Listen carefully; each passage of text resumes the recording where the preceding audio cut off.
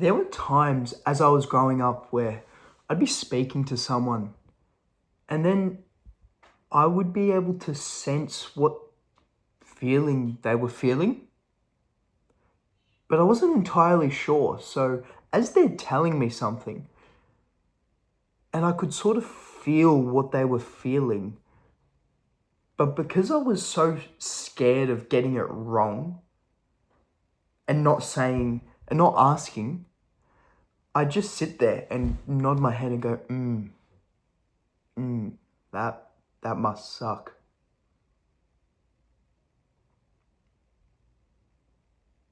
Can you feel how awkward that was? And it would just drive me crazy how awkward I felt in those situations, because I felt like I wanted to say something to support that person, but I just didn't. I just didn't say anything. Well, nothing helpful anyway. So I thought, you know what? How can I fix this? How can I change? How can I do something productive in these situations? And that is when I realized I just had to guess. Just guess. Now, if you're still a bit confused about what you're guessing about,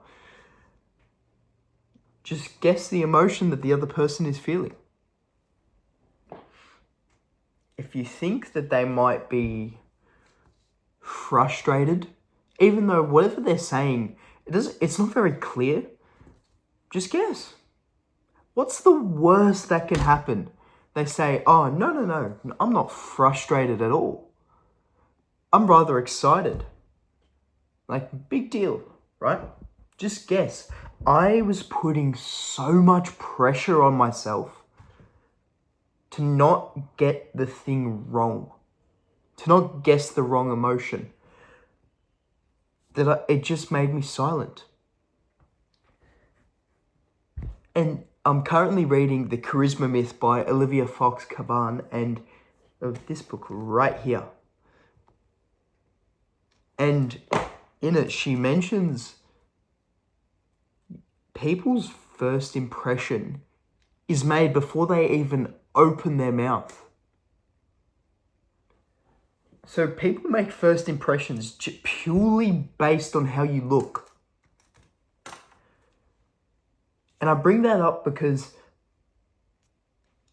how you look and that visual perception,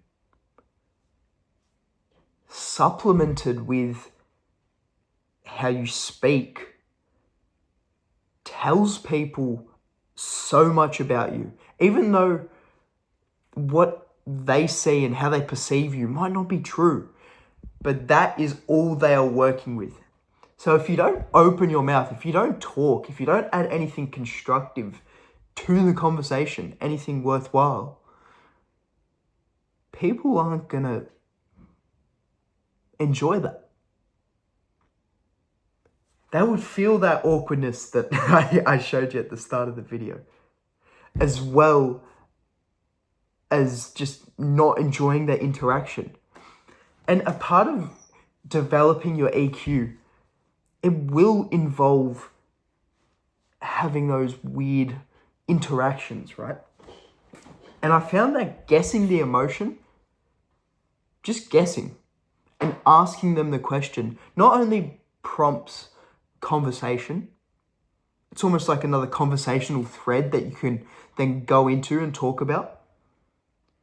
And it also helps clarify your understanding of the other person. And I've had this done to me. People have asked me whether I was feeling frustrated, sad, angry, disappointed, whatever it might be.